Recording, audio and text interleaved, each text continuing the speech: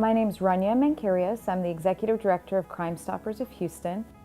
Our goal is to be really aggressive in our crime prevention, messaging, and education, and to partner with groups like Portfolio Resident Services to really get the word out.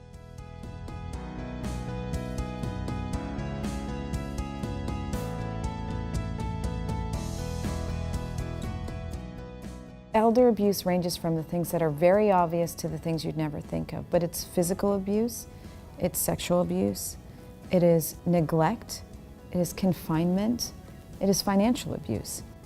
You're taking people that have lived their lives, have been in charge, men owning companies, moms running a household, and now they're at the mercy of somebody else. So you find that some of the victims of elder abuse are too embarrassed to share what's really happening to them.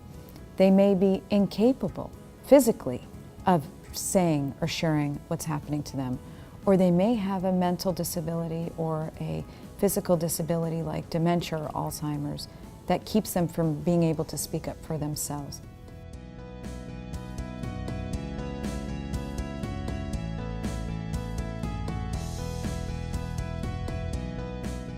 Those who have a loved one who could potentially be abused, what you want to say is look for signs, of course, of physical abuse, bed sores, poor hygiene. Look for those unspoken feelings, glances, clinches when the caretaker comes into the room.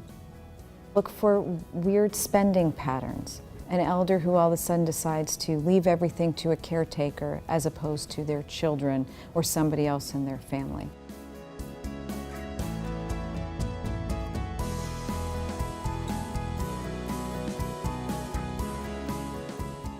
We estimate that about 5 million American elders are abused yearly. 1 in 10 suffer from abuse, but only 1 in 14 report it. When you think of financial abuse as pertained to elderly, we estimate it's around $3.6 billion. That's what it costs the U.S. economy.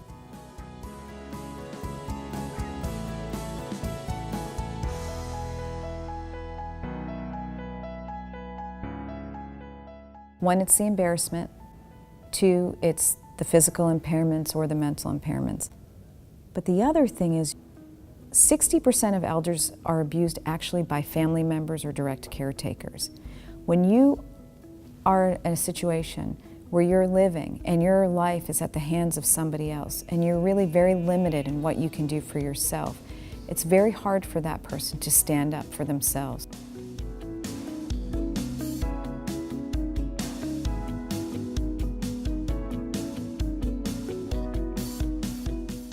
If you're a caretaker and you're deciding to care for an elderly person, you've really got to do a self-inventory before you start.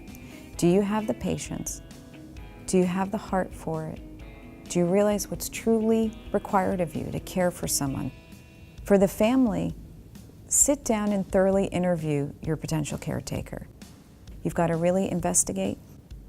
You've got to ask for references and resources. And you've got to trust, as we said before, the instinct of that elder who's in their control.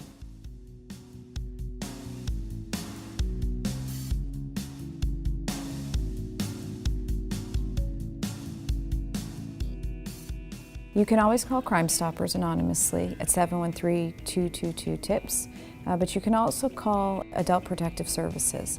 They are there 24 hours to care and take in calls for this type of abuse. Certainly you can call your local law enforcement, but ultimately we want everybody to feel the need to protect and help our elderly community.